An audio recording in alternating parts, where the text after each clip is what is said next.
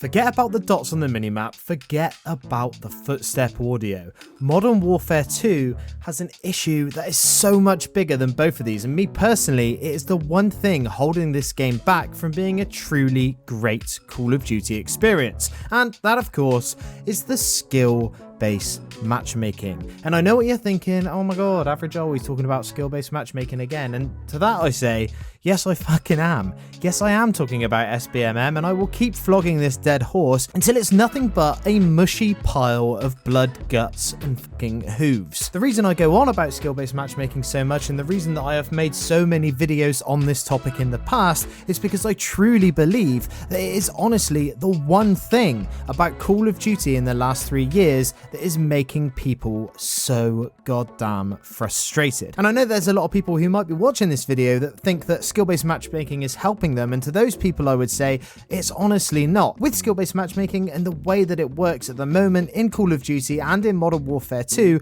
you never see if you're improving. You don't know if you're getting better at the game or not, because at the end of the day, as soon as you get better at Call of Duty, you're just going to be put against people that are at the same skill level as you. Now, at the beginning of the video, I said forget about the footstep audio, forget about the minimap. And although I obviously don't mean forget about those things, because they are core Call of Duty components that make the game feel and play better, what I'm saying is they are not by a long shot the thing that is making people enjoy this game less. Now what I will say is that when you couple skill-based matchmaking with issues like the footsteps and things like that, then these issues are exacerbated, and that's why a lot of people are saying, well, the footstep audio isn't that bad. That's because the people in the higher skill bracket, the people that are in those sweaty lobbies, well, they're not just all rushers, they're not all super aggressive players like myself might be, for example. Instead, you end up getting put against the worst breed of them all. The fucking sweaty camper. The camper that is actually well adept at camping. The camper that knows how to read the map, knows how to read the flow of the game. The camper that knows how to listen out and track your footsteps through walls. And what this means is that when you're in these higher skill lobbies, you are going to get shit on 9 times out of 10 by these campers because of 2 reasons. A, they're not necessarily bad at the game. I know that we joke and we say that people who camp in a corner are all scrubs and they're all noobs and they're shit at Call of Duty, but the reality of it is they are good at what they do. They have honed their craft, and to be honest, a lot of them have probably been camping their little arse off for about 15 years now, and they've finally come into their prime in the last few games where camping is so heavily catered for.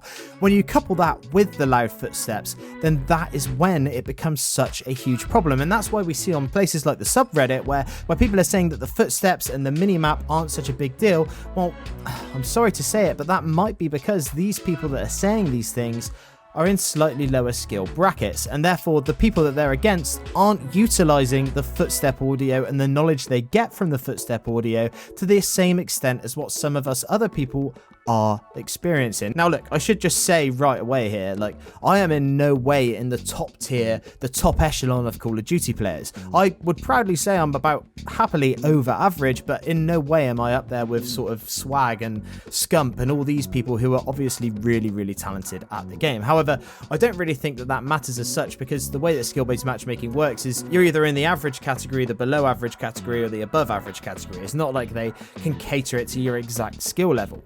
But what that means is everyone who's playing in that slightly above average playset will be experiencing these same issues. And although I am having so much fun with Modern Warfare 2 and I'm really enjoying the beta so far, it can't be ignored that the one thing that is hindering my enjoyment is the thick skill-based matchmaking. The problem is that after all these years and out of all these things that we have done to try and get these developers and these publishers to speak about skill-based matchmaking, not once has it been mentioned or even alluded to in any official capacity. Not once have any of these developers or these publishers come out and said, look, this is the MMR system that we are using in our Call of Duty games. This is the skill-based matchmaking. This is the attention-based matchmaking system that we're using, and this is why you're experiencing the problems and the issues that you are. Not once has it even ever been explained to us why these things are in place. I completely understand that they don't want to scare away newer players. They don't want to scare away casual players from the Call of Duty experience, and that's fine. But surely that's why you've added all these other things. That's why you've taken the red dots away from the minimap. That's why you've increased the footstep volume. That's why you've added sort of routes and rat runs and little safe spaces to cater to these more casual players. And that's completely fine. Those things on their own, to me personally, I honestly don't find that offensive. And I think that they have a place within Call of Duty, so that, as Infinity Ward themselves have said, yes, there is a playstyle for everyone in this game. The problem lies with this completely seedy, hidden skill-based matchmaking system that is going on in the background. And until we get this at least addressed, well, the problem is anything else that gets fixed within the game is sort of null and void, because no matter what they do, we're still going to be put in these higher skill bracket lobbies. Now, what I will say is there is a place for skill-based matchmaking, and that is, of course, a ranked mode. And to be honest, it's not like I'm struggling to enjoy the game as a whole. It's not like I'm struggling to perform well. It just means that I can't sort of like sit back, listen to some music and relax and play Call of Duty, or hang out with my friends in Call of Duty like I used to do. The problem is to have fun and get that dopamine rush of getting loads of kills within this game. I seriously have to like fucking sweat my ass off. I'm like Prince Andrew in a fucking playground over here, sweating like dripping to my bloody balls.